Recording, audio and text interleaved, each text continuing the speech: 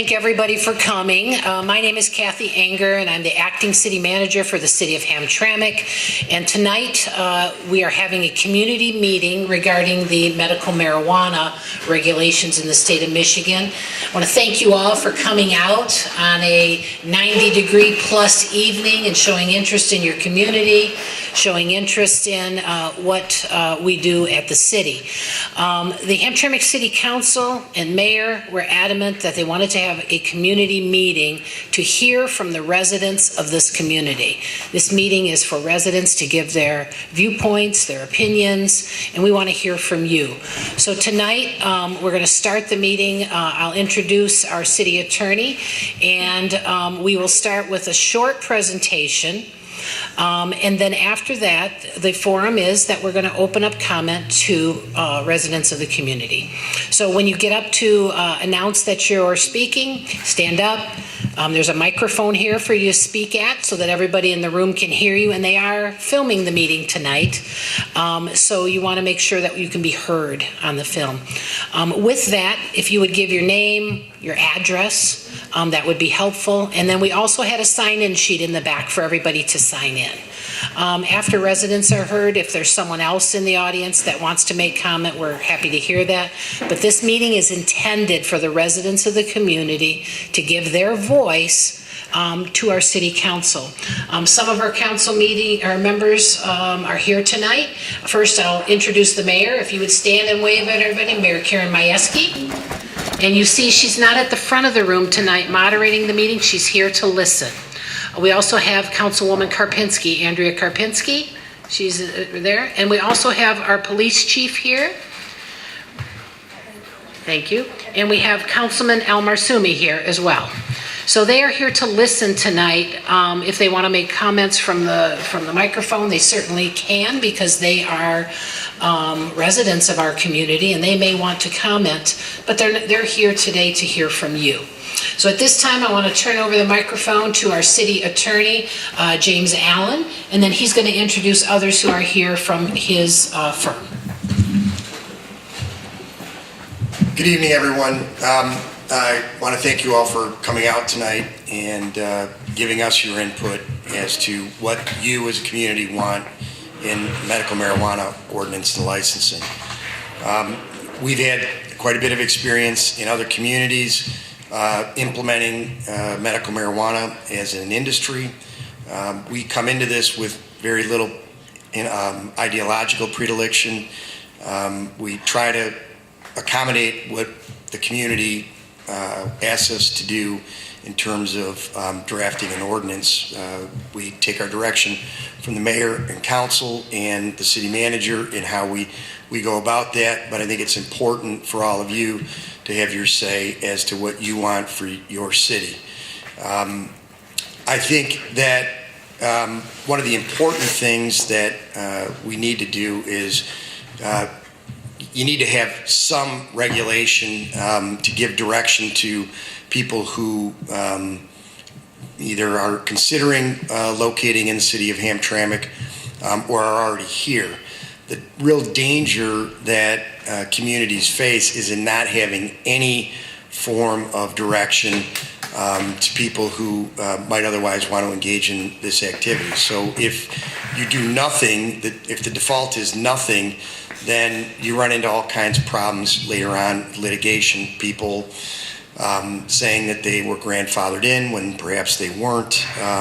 And so we've seen it happen in other communities where there's been a lag in giving direction and giving notice to people what it is that you want in your community. And if it's an industry or business that you want in the community, then we should say that and say it in a way that will send a message to people that they'll be able to understand and they'll be able to fairly follow and make decisions accordingly. If it's not a business or industry that you want to have in the community, then you need to be clear about that so that we can take that into consideration in the manner in which we go about drafting this ordinance. So we were through this once before when the state law was originally passed in its original format. We used a very open process that time, understanding that it was a very new area of the law. and would have to be revisited on several different occasions.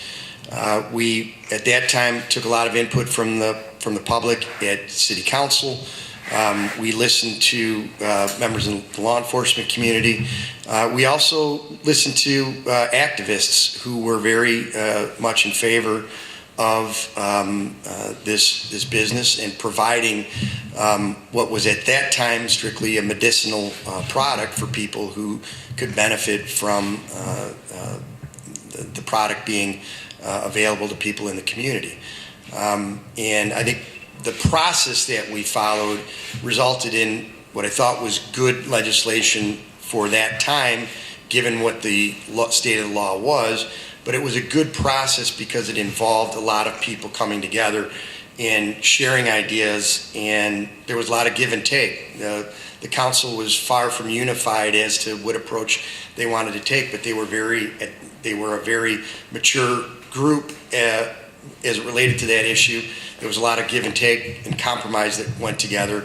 And one of the better experiences that I had working with many members of the city council that I had the privilege of working for my first time through here. So we've assembled a pretty good team here. My firm, Harry Kaligerakis, has been with me for 15 years almost.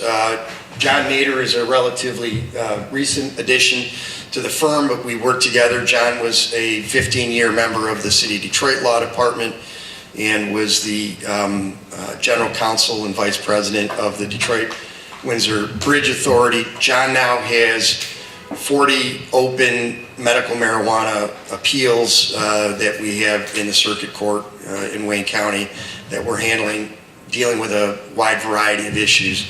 So we consider ourselves to be subject matter experts. It is an evolving area of the law. We do like to listen to people and get their perspective and take that into account as we go about doing our job. So I'm going to introduce Harry first to run through just a few minutes, and then we're going to turn it over to you. Thank you, Jim. Good evening, everybody. I have a short presentation up on the screen over here. I want to just tell you a little bit about the state of the law right now regarding medical marijuana facilities. Jim alluded to the fact that once before, Hamtramck did have an ordinance. Well, the state laws have changed since that ordinance was in effect. And now we have a new ordinance. We have the Medical Marijuana Facilities Licensing Act. This was passed in 2015, December 2015, and went into effect. 2016, and went into effect in 2017. This law provides immunity from prosecution, state prosecution, for those individuals and businesses engaged in protected activity relative to medical marijuana. Now, what does that mean? Protected activities. In this case, they're talking about making provisioning centers, or processing centers, various other ones. But most importantly for the community over here, this statute empowers the municipality, Hamtramck in this case, to regulate or even to prohibit medical marijuana facilities in their community. A business cannot just say, oh, well, there's a state law, we want to have a processing center in Hamtramck. Hamtramck, the city council, has to affirmatively say, we want to be part of this industry. And they have to pass, the city council will have to pass an ordinance saying that they want to authorize the existence of medical marijuana facilities within the borders. Yeah, okay. Under the Medical Marijuana Facilities Licensing Act, there are 5 different types of facilities that a community can elect to have. First, there's a growing facility. That would be a place where people could grow marijuana plants. There are regulations for that, but these were the places strictly limited to growing and cultivating marijuana plants. A processor license is another time. This is a place where those marijuana plants would be processed into medical marijuana products. Now, these could be products to smoke. One of the things that this legislation did was make legal edible medical marijuana products, so they could be turned into edibles at a processing center. There's also a secure transporting license. medical marijuana needs to be transported from a growing facility to a processing facility, ultimately to the customer at a dispensary. So this is a license that would allow a business to transport medical marijuana from one place to another. There's a provisioning center license. The provisioning center is what normally is called a dispensary. The dispensary would be a place where a medical marijuana patient could go in and buy medical marijuana, either in an edible form, in oils, in smokable form, whatever form is appropriate for their own needs. They can go to a provisioning center to do this. Finally, there's a safety compliance facility. The state legislature, when they put this together, determined that, there needs to be some kind of quality assurance. There needs to be a way that the customer can be sure that they're getting quality product, that they're not being subjected to perhaps unnecessary pesticides in the materials. Make sure that the active ingredients are at a suitable level. So there are provisions in here for safety compliance facilities. So under this law, there are 5 different facilities that could be here in our community in Hamtramck, should the council so decide. So what can Hamtramck do? Well, first off, Hamtramck, through the city council, can regulate medical marijuana facilities. You can completely prohibit those facilities if you want. That's up to the community to decide. You can limit the number of facilities. You can say, I only want 4. I only want 10, whatever that might be. You can limit the types of facilities. Council can decide they only want provisioning centers, or they only want growing centers and provisioning centers, or any combination of the 5 activities that are legalized underneath the statute. Finally, you can also pass zoning regulations to determine where these facilities will be located. Do you want them in an industrial section? Do you want them in a commercial section? Do you want them in a business section? These are things that can be talked about through the legislation and designated. This is acceptable use in a business zone. It's not an acceptable use in a residential zone, for instance. So these are your options out here underneath the new legislation that's out. It's really been in effect only for a year now. And they're still working through the bugs down in Lansing. Before, if city council goes and passes an ordinance saying, yes, we want to allow these businesses to be in the Hamtramck, applications will be filed with the city.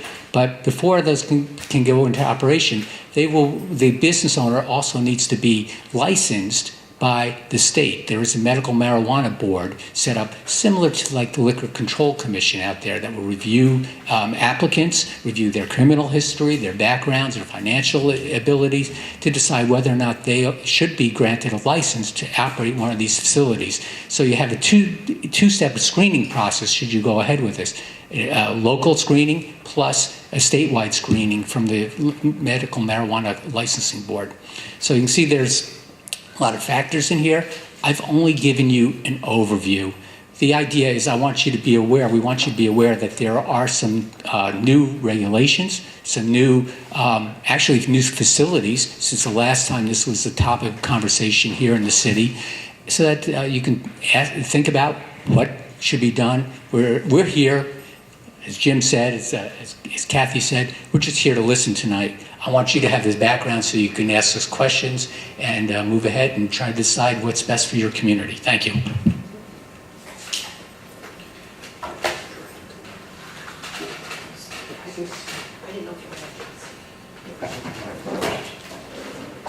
Thank you, Jim and Harry. So I just want to reiterate, because a few people walked in as we were presenting. This meeting was slated to begin at 7. We started at 7. And the reason that we put an ending time of 8:30, because we didn't know how many people would be here and how many would ask questions, how many would make comments. I don't have a time limit for you at the microphone, and with a group this size, we may or may not go to 8:30, but we want to hear everybody who wants to be heard tonight. So you heard an overview of what the medical marijuana ordinance, or what the state law is, the Public Act as it pertains to medical marijuana. And so at this time, we would invite any resident who wants to speak to what they feel about Hamtramck, what they feel about either the possibility of Hamtramck opting in or opting out. You heard that that's something that the city can do. We may opt in or we may opt out. So if you have a particular stance on that, or if you just have a general comment, or if you have a question, we have a panel of experts here, including people from the firm, who can answer a question more specifically about the law, if that's something you want. But we'd invite you to come up to the microphone, your name, your address, and then make your comments. So at this time, if you would do that, and everybody, I just want to encourage, if somebody missed signing in, we have a clipboard with a sign-in sheet at the back of the room, and you are more than welcome to do that as well, because we do want to know who's at this meeting. And if we ever do, I put an email on there as well. If anybody has a comment and wants to be included in future emails on this topic, we wanted to capture your email as well. So if we have additional community meetings, if we have things going on, we want to make sure that you're invited. So at this time, anybody, there's no particular order, you can come up to the microphone, ask your comments, and then if it's a question, we'll be happy to get up and answer it. If it's just a comment, we'll just go through the people that want to speak. Good evening. My name is Kimberly Hudson. I'm a resident here in the city of Hamtramck. My address is 9537 Mitchell Street. I've been here for the last 8 years. I am actually a diagnosed patient with multiple sclerosis that is remitting, relapsing. And my question is about doctors' consultation. Based on the size of the city and the location of the city, I've noted that there is a lot of distribution centers throughout the area. And so my concern would be an overrun.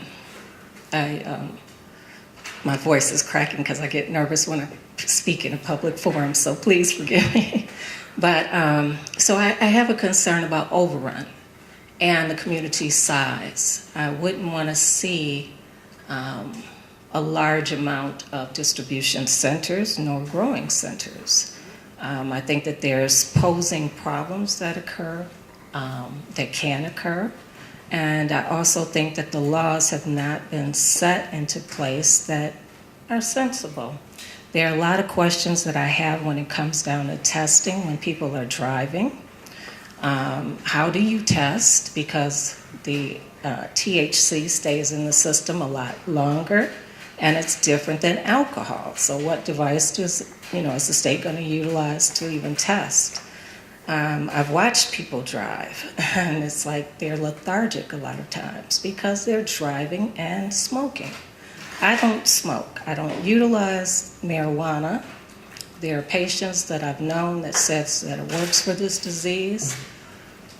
So I think that it's a personal preference, and I think that it's a great alternative for those patients that find benefit from it. So I'm not opposed to it. I just think that the regulations need to be solid, and they need to secure the community as a whole at large. So I said all that to say, doctors' oversight is something that's necessary. We have a good number of physicians that are within the community, and I think that if they have some input and we can consult with them, that would be a great thing as well. And that's all I have to say.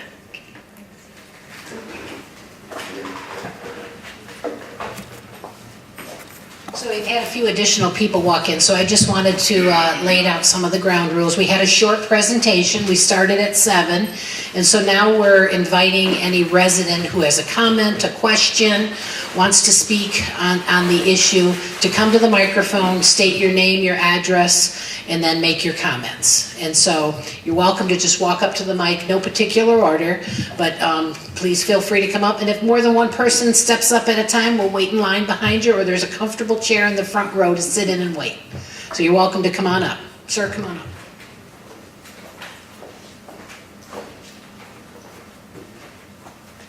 Good evening. My name is Richard Clement. My address is 5201 Fredro. It's outside in the suburbs of Hamtramck. I've also taught in the Hamtramck School District for a long time, and I thought the kids were pretty good. The teachers were really good. But I am a medical marijuana patient, and I use it every day that starts with a Y. And I'm also listening to your conversation concerned. I didn't know that how many facilities that you have in the city now. You have facilities in the city now? None? None that are licensed. None that are licensed yet. But like I said, I was working with Council Member Cushingberry. He's running for state senate here. And one of the things that's needed is the oversight. Okay? You definitely need the oversight. Hopefully when we get to Lansing, we can get the picture on the medical marijuana card, because, hey, you can get a CPL with a picture from the Secretary of State printed out and everything. But when you go to the medical marijuana card, you don't get a picture on it, so it's not a real valid ID. One thing I'd like to see here is that once they are here, if you decide on how many you want, is where do you want to put the money and where do you want the money to go? Do you want it to go to schools? You want to shore up a pension system? You want to, get into the, it's just not medical. The mail plant you can make products from. You can make like concrete, clothes and everything. So, I mean, I'm hoping that, Hamtramck and everybody else doesn't get narrow about, weed, but look at all the other things you can create from it. You can even make fuel from marijuana, the mail plant, hemp fuel. And you can imagine what it'll do for your gas. And if you could pass an ordinance requiring all your city vehicles to run on alternative fuel, you'll create a lot of jobs. So that's just my 2 cents. And if you need a flyer, just get one. Thank you.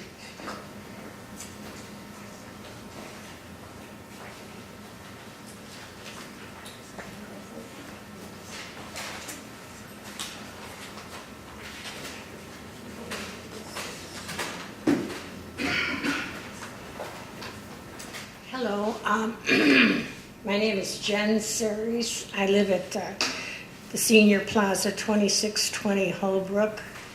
I'm real excited about this meeting. I mean, having input from people. I think that's wonderful, as our country's about. I wish they had done it for bread, because they ingest bread with something to make it last longer, but it doesn't work with our bodies. So more is done about marijuana than was about our bread. I read all the labels for bread, so okay, that's my one issue here. I think it's a great idea. I think it's a way to get money, which this community always seems to have a problem with. I'm from Detroit. I moved here about 25 years ago. I think it's a real exciting thing. I think there's possibilities here and when he said about the fuel and stuff, I said, wow, that's a whole other thing. But I think it's a good idea, or at least look into it, working with it. Thank you.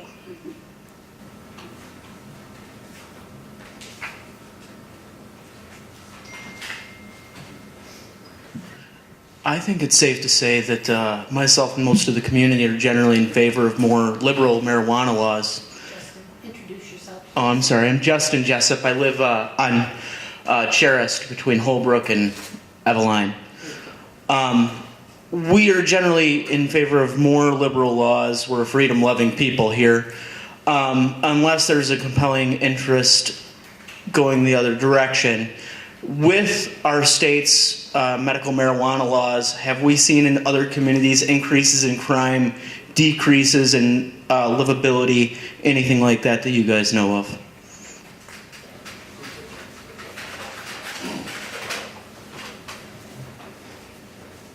Again, everyone, I'm John Nader from the Elm Brothers. It depends. My experience has been in litigating these cases is in Detroit, and Detroit is Wayne County Circuit Court, so it would apply to Hamtramck as well. So far, the arguments that the proponents, the people who are the owners or potential operators who are trying to get their licenses in Detroit say it doesn't add to an increase in crime, we have adequate security, etc.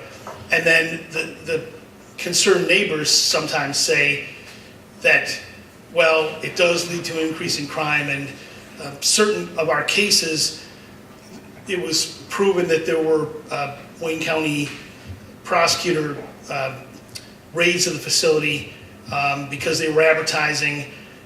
If you're operating and you're trying to get your license, there's certain things you can and can't do under the, as Harry mentioned, the 2008 law, the Michigan Medical Marijuana Act, or MMMA, and then the Facilities Licensing Act that came out in 2016. And so I guess the short answer is it depends on the facility and how they run it.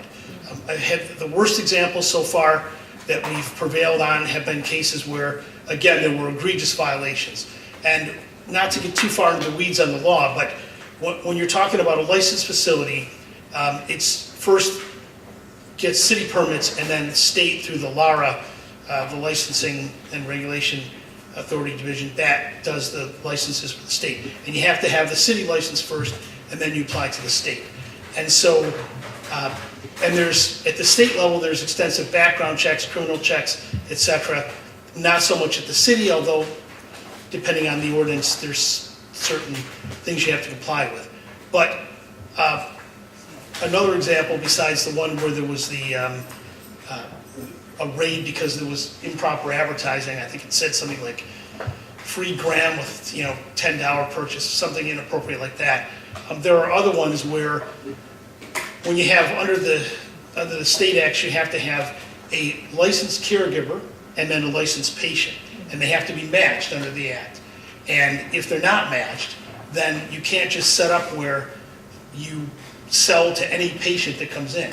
They might be a licensed patient under the act, under the state we'll call it, but if they're not a matched pair, you can't do it. So I've had cases where there haven't been matched pairs. They've admitted that on the record during the zoning hearings, and the judges have not been amused by that. So it just depends on the case.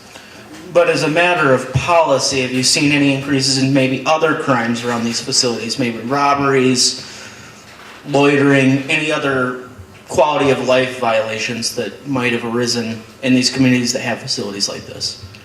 Again, I'm going to say it depends on each individual case. In a couple of them that were doing things egregiously, there was a lot of loitering because there shouldn't have been as many patients coming in as there were when they were just selling to anyone. And so in that case, there was more loitering. It also depends on security. If you're going to have one of these facilities, you want to have a good security system.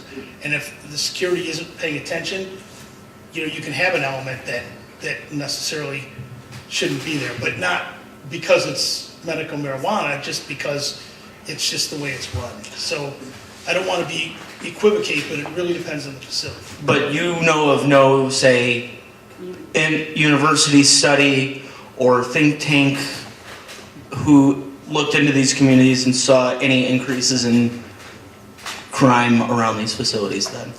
Well, there have been anecdotal studies. Has any member of the community come to a BZA meeting and said, here's a study from Harvard University in 2012? No, they don't do that. That's not what happens at Board of Zoning Appeals meetings. But I'm asking, you do seem to have a lot of experience and specialize in this, so I'm just curious if you have heard of anything where anybody's actually looked into the quantitative effect of this on crime in these communities. There are mixed studies, let's say. Okay. And again, when I was in college, there was a book about this thick called How to Lie with Statistics. I don't know if you read that. And you can make things say what you want them to say. So if you're going to be a proponent, you're going to want to say there's no increase in crime. If you're against it, you're going to say there's some. And in each case, it's up to the Board of Zoning Appeals if it gets to the level where the city does an initial, say in the city of Detroit, the Building Safety Engineering Environmental Department, or BC for short, they do initial denial. Then at the BZA level, it's all on the facts. So it's what the testimony is from the. So I've heard both. So you can't say anything's 100%. I'm not asking for 100%. I'm just wondering if you know of any studies that reference. Here's what we can say is that when the industry is well regulated, the incidence of crime and other negative activities are greatly decreased. And our job here isn't to. Our job is to implement and enact and help enact the law that the council in its wisdom tells us they want enacted. It's not to make a policy or value judgment about the industry itself based upon whether or not there's crime associated with it or not. That's not what we do. The state legislature's already made a judgment that that the public policy of the state of Michigan allows for this activity. Our job as the lawyers for the city is to say, you can allow this activity to occur in the middle of Yeaman Street, if you want to do it. Probably not a good idea to put a dispensary next to somebody's house, or you can put it in another area of the city that's properly zoned for business. That's what we're here about, and that's what we're hoping that we're going to get from the community is, where they want this industry located and if they want it located somewhere. I understand that you guys are lawyers, you're our city attorneys, and you're here mostly to help write and enforce ordinances. I'm just curious, you are stepping into a public policy advisorship role here, and I was just wondering if you had any information on statistics of the crime that comes along with these facilities. Yeah, you're asking for as a general proposition. Yeah. I don't believe that there are peer-reviewed academic studies in which they have, in the year that this law has been on the books, where they've actually been able to do a longitudinal study that will show whether this increases or decreases crime. What we know as lawyers from a zoning perspective, because we have other controlled uses that we deal with. I mean, there's bars throughout the city of Hamtramck. This is a controlled use. So we know that in communities that are well zoned, where there's proper enforcement, where the regulations are clear, and where everybody understands what the expectations are, the incidence of negative externalities occurring from these kinds of businesses are greatly reduced. And so we're risk managers as well as lawyers. One of our objects here is to decrease risk by making sure that this activity is properly zoned and properly regulated. Fantastic, thank you. My name is Carrie Beth Lasley. I'm 3178 Lehman Street. I'm also a data scientist, so I'd like to thank you for calling me a magician manipulator and a planner, so I'd like to thank you for your planning input. But my concerns are actually more about what's going on in the state and court system in Michigan, is that they're actually taking a very serious look at having recreational marijuana. So my concern has to do with what sort of resources are we going to put into this? And is it going to have any effect when when the law dramatically changes, or if it dramatically changes, either because of the pending court case, which may go on before the ballot, or because of the ballot? And so I wonder if there's been any analysis about how much resources, because we're talking about, and you somewhat described, I'm a social scientist, I can explain this, a rational actor situation, where if there's good administration, and if people adhere, and if there's a great understanding of what's supposed to go on, which communicating and understanding here can be a very challenging thing. And we're talking about a much of your resources, which are very expensive for us. We're talking about getting our police ready and the resources they're going to put into it. And so if we're going to do this resource, and then in 6 months when we're in the middle of gearing up and spending all this money on resources, the laws dramatically change, what am I getting as a taxpayer? I'm not going to get the revenue any different than if I was a recreationally, and I've just spent a lot of money for a law that was on the books for couple of months, we weren't even ready for it. Plus, this rational actor theory, I'm hearing if. I'm not probably the most rational actor here, and it's very strange for me to take this position on this issue, as most people know. But I'm not sure that we're necessarily the rational actor community that's going to be ideal to implement this. And there is probably a good possibility of getting information locally about how that law has been in play and how that has impacted these kind of quality of life crimes Justin is talking about, like burglary, larceny, auto theft, breaking into a motor vehicle, because there is a CompStat analysis done by the Detroit Police Department that has been going on for years, so they would actually be able to look longitudinally have different spots changed. So maybe that would be a good investment of those resources, so we can understand what's going to happen even recreationally, rather than investing in a law that might be overturned and the whip of a judge.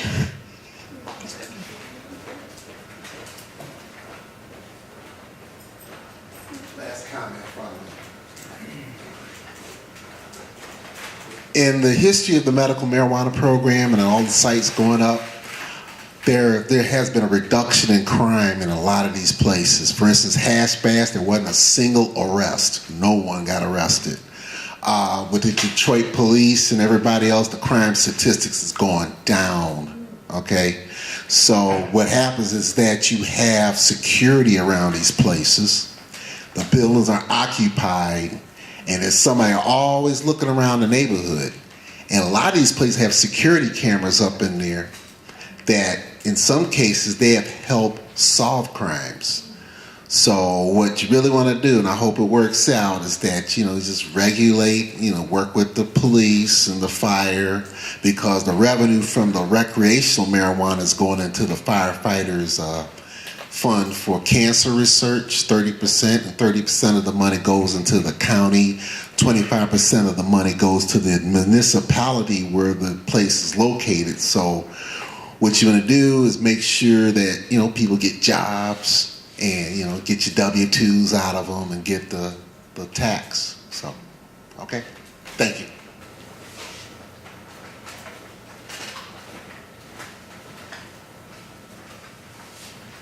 Hello, I'm Andrea Karpinski, 2348 Eveline. I have to agree with Carrie Beth on where do we stand if this does go on if the recreational goes on the ballot, and should we wait until that happens to move forward? Also, I didn't catch your name, but you talked about, financially it could be positive for the city. Can you talk a little bit about what financial impact that will have on the city, just to help better give everybody a better grasp on it? Thank you. The laws that are, or the ballot initiative, and there's also bills that are floating around in the legislature right now regarding recreational marijuana use. None of those laws are aimed at overturning the Medical Marijuana Facilities Act. And it is a controlled use under both statutes.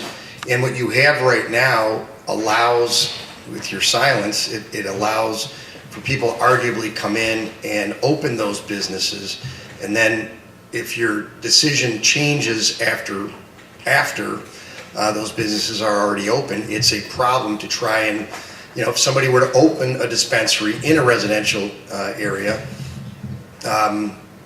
if you don't have a law on the books to discourage that right now, we would then be in a position of having to take enforcement action to get that business out. So having those statements made now, where people are allowed to plan their conduct and locate suitable locations, is important. The fact that there's that recreational use may be legal after November is not a reason to not regulate where the commercial activity surrounding medical use or recreational use is going to be. What we would tell you at any point in time is the law is always subject to change, and we are always going back and reevaluating whether things that we're putting together are in compliance with the law as it evolves. So doing nothing is inviting activity that you may not want to have later on. The whole purpose of trying to understand what the community wants now gives us an idea as to where, what kinds of businesses would you want in your community, and B, where would you want those businesses located or not located. At that point, I think we're in a situation where if the law does change to allow for recreational use, it's not something that's going to be tossed out or useless after November. The financial part of it? I'm sorry? The financial part of it, like what the city can gain from it? There's a lot of debate over that. We have had some trial and error in other communities where we have helped implement the law. In terms of the licensing and annual renewal fees that businesses pay, that's based on how much activity is generated to, say, the police department or the building department or the licensing and clerks department. It's sometimes difficult to tell prospectively what those costs are going to be, but we try to budget for that the way that you budget for all the other activities that you have, and set a licensing fee accordingly.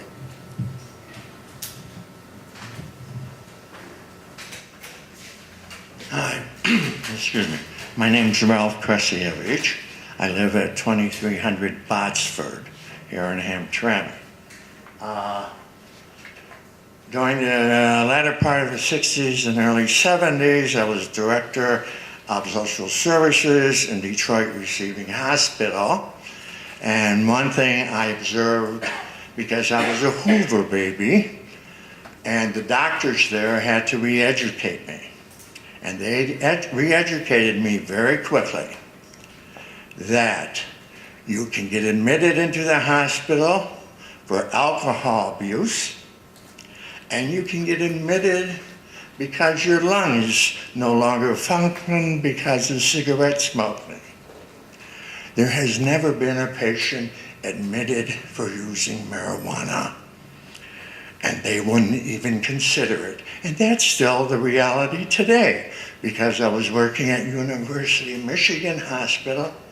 Same reality. Alcohol abuse, admissions all the time. Cigarette abuse all the time. Marijuana abuse, never. So it seems to me you're trying to create a false issue here. That the issue is to figure out how much we can tax it so we can raise money for Hamtramck. And that's the real issue. I mean, we know where to sell it. Sell it where we sell alcohol and cigarettes. You have all the facilities all over Hamtramck. And yet we're not talking about needing police for that, for the alcohol or cigarettes, and yet those people were admitting into hospitals all the time. So to me, it seems what you really need to focus on is how much Hamtramck can tax this so the city really benefits. Thank you.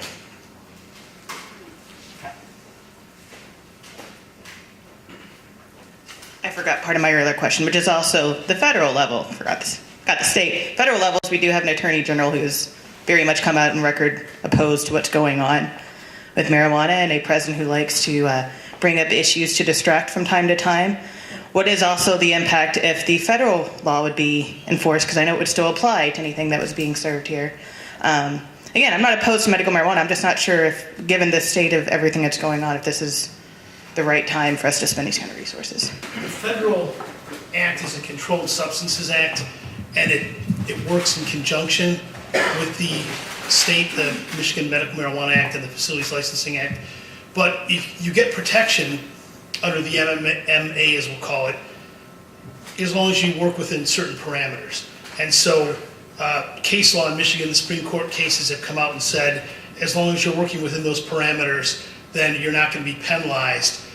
It's still a controlled substance under the CSA, Controlled Substances Act, but that's federal. And so they're two different issues, except, as you said, the Attorney General, for now has sort of done we'll look at more important things, and I don't mean that in a derogatory way, just other crimes to concentrate on. But at any time, as we all know, the president could tell Mr. Sessions to change that, and then at that point we'd have a different issue. By the way, in Canada, because I'm originally from Michigan, but my wife's Canadian, so I moved over there and I have dual citizenship. They are, in 2018, they were supposed to do it on Canada Day, July 1st, but it's going to be a little bit later. And I hate to use this term as a bad pun, but they're going to roll out the recreational use marijuana, but they're going to do it, as the gentleman said, why don't you do it at party stores and gas stations? Well, they're going to do it at their, what's called the LCBO, Liquor Control Board of Ontario, that sells alcohol, wine, and some craft beer, and they're going to have a separate facility for that. So there won't be the individual distributorships that would be applicable here in Michigan. We'll see how that works because it was supposed to be smoothly done and they're still sort of arguing over it. The other thing to keep in mind is that, as Mr. Allen said, the process is less than smooth with the state, and that's not a criticism. It's just that there was a deadline for local provisioning centers that got their city license to apply to the state, and then the state had trouble getting their board together of the number of people that are going to be approving these licenses, and then they kept pushing the deadline back, and now I think it's June 15th.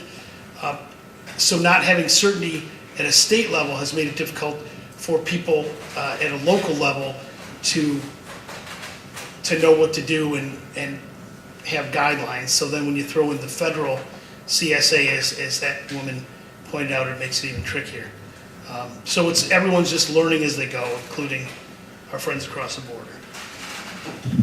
And it is a situation, Ms. Leslie, where the people who are operating the facilities are operating at their own risk. I mean, if the federal government were to come in and try to regulate the facilities, that's not something that we control. What we need to control right now is if this is going to be a business or businesses that are allowed in the city, there has to be some guidelines that people can follow, because that's fair.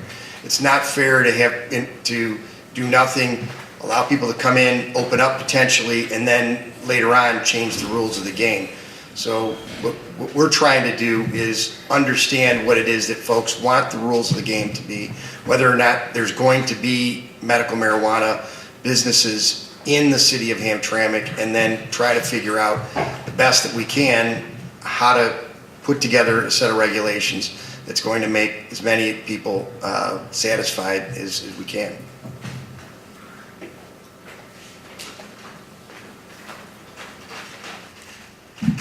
Hi there, my name's Kit Parks. I live on Florian Street. I just wanted to express my support for this. I think between our senior population and our veterans in Hamtramck, we do have a number of medical marijuana patients, and I think it would be important to be hospitable to creating good regulation around this issue. Something I think that we should keep in mind, I know other cities have put caps on their number of dispensaries and facilities. If we are thinking about revenue and where that's going to go, whether it be schools, roads, or harm reduction for the opioid crisis or other, wherever it might go, we might want to keep in mind that we don't know what the market's going to be for this in this town. So I would encourage folks to think about not having a cap or capping it higher than what we think we might need in Hamtramck. We might have 100 facilities open and only 3 will survive, and at that point we'll know that's maybe what we need and be able to move forward from there. So that's just my 2 cents. Thank you. Joan Barrios, I live at Senior Plaza. I'm just curious about how do you get a prescription for marijuana, medical marijuana? Do you get it from your doctor, just your regular GP doctor? Or do you have to go to a special place to get a prescription for it? Or this is still in the works? Some doctors won't prescribe it, but any GP, chiropractors, yeah, I mean, some doctors will not prescribe it. Some licensed medical doctors will not prescribe it. Others will. Others will take patients that aren't their normal patients to evaluate whether or not they have a qualifying medical condition. But that's really something that's determined by the state law. It's not something that we really, as local officials, get involved in. I mean, our primary interest is in making sure that the controlled use is properly zoned and regulated. Oh, okay. And so, you can buy any kind of a pill at a pharmacy in Hamtramck, and God knows we have enough pharmacies to go around, one for every person practically.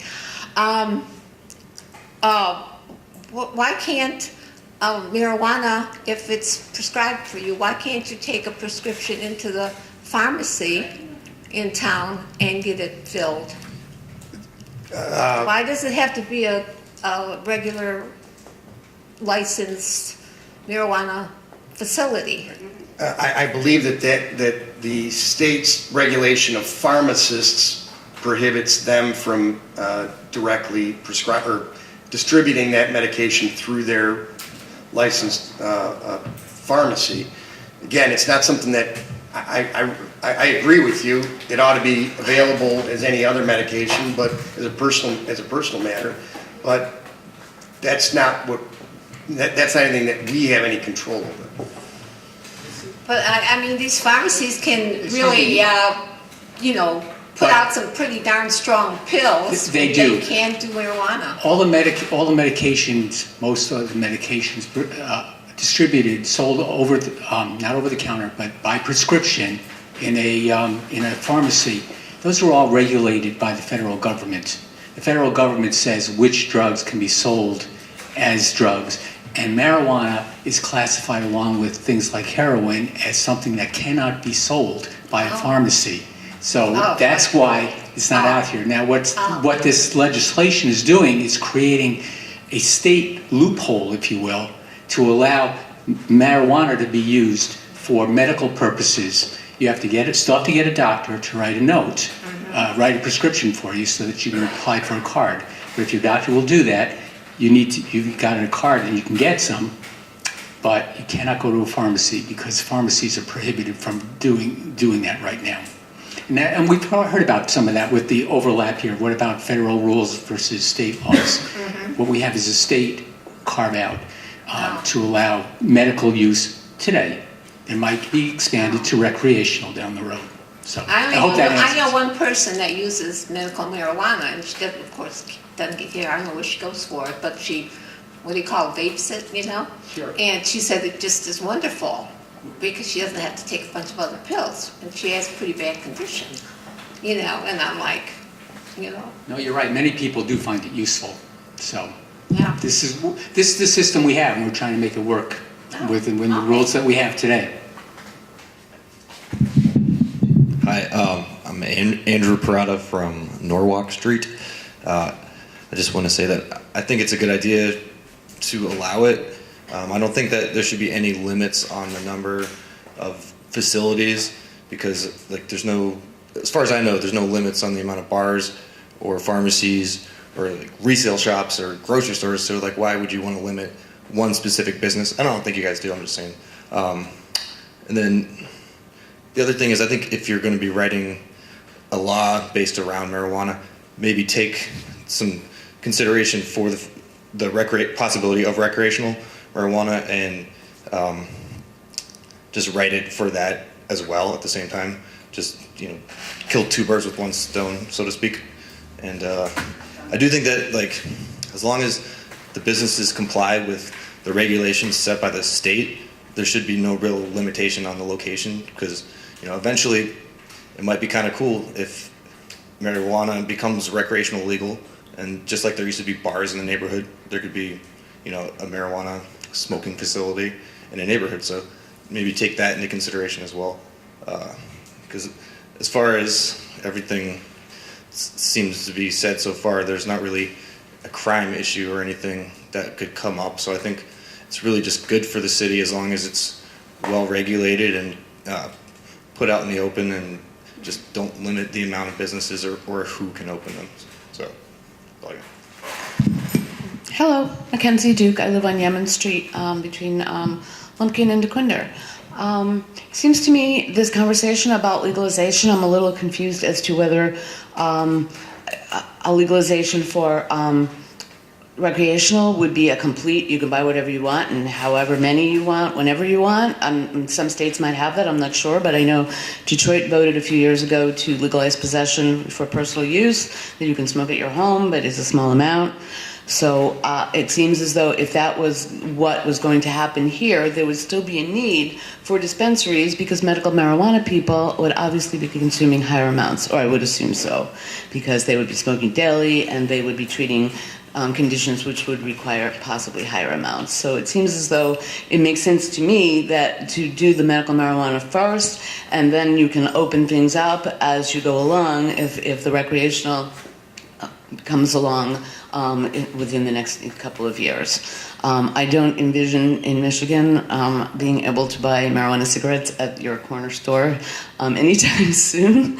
So that's why I tend to think when you talked about, that the need to get the zoning and just the regulation, even of the quality, I think that's really important, the quality of what people would be buying. I think people should still be concerned about that, even if they're smoking it recreationally.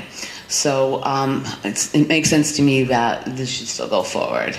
And then we'll deal with the rest as it comes. Does anybody else know what the regulation is? I mean, how it's working in California? If it's just you can buy whatever you want, whenever you want, recreationally, or... I mean, I know they passed it, but I have no clue how that works because I don't smoke. Thank you. Just in response to that comment, I don't know exact numbers, but there are certainly limitations on how much marijuana you can buy, consume, and grow in other states. Also, it is not legalized in Detroit. It's decriminalized, which is a difference, and there's a fine associated with it. Right, and I also wanted to say something in response to the gentleman who came up earlier. I don't see him about treatment in regards to marijuana. You certainly can be treated for overdose and even addiction to marijuana. So I just want to dispel that myth for anyone who is curious or thinking about it. It's not like other drugs in a lot of ways, and it is far less addictive. But like any substance, it does have addictive qualities. So just so everybody's staying safe out there and smart about their consumption of substances. Not to discourage anybody from looking into medical marijuana. It is a very safe drug, but just wanted to put that out there. Well, smoking. Kimberly Hudson once again, and I think there's been a lot of great comments made, and it's actually stirred up more comments from myself as well. And one of the questions that I do have now is going to be about, again, just the simplicity of oversight. Once again, we started to talk about recreational, but we were starting out with medical. And because recreational is not on the books yet, we're still dealing with the medical issue. And with the medical issue or the medical marijuana, once again, that we need to look at not so much the financial issue that will come back to the city, but the resolve that we have to protect people in the city. Because once again, like you just brought up, this is not a federally approved drug. And so by that being the case, if federal decides to turn, then where do we stand? And once more, we're looking at citizens that are driving under the influence, and I'm going to bring that up once more. It stays in the system longer, you're still driving under the influence. How is that going to be regulated? And then what does our police force, again, what finances do we incur as far as our police force is going to be subjected to? So that's a big concern.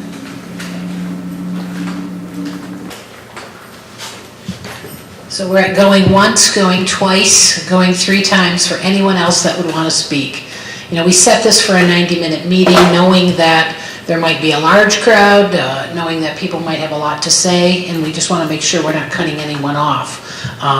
We'll be here for a few minutes afterwards if you have some questions that you'd rather not have asked at the microphone. So the attorneys will be here for a short period of time, as well as mayor and council members usually hang out in the room for a few minutes afterwards because they want to hear your voice as well. I just want to thank everybody for coming. One of the things that you heard at the very beginning was that the legislation regarding medical marijuana passed a couple of years ago, and there's yet to be one licensed facility in Michigan. Today on the radio, as I was coming into work, there was a conversation about the recreational marijuana. It is slated to be on the ballot in November. However, that could be usurped by the legislature if they chose to act on that prior to the time that it gets to the ballot. They have a few more days to do that. And I know that many of the legislators are heading to Mackinac Island this week, so there's no session that it would happen at this week, but we are watching on a daily basis to see what happens with recreational. because like someone mentioned, those are two coexisting things. We do know that when that happens, if the legislature chooses to move on it, that they could add along any number of things to the legislation for implementation and regulation. So, you know, we don't know what the outcome of that is. I heard Senator Shirkey on the radio today talking about it. He was on the over the weekend on the Tim Skubic public broadcast system commenting about that, and he has a key role in that legislation in the Senate. So going forward, we are mindful of that on a daily basis. We watch what comes out of Lansing because it does affect us locally, but this is our opportunity to act locally. Like Mr. Kalajirakis said, to either opt in, opt out.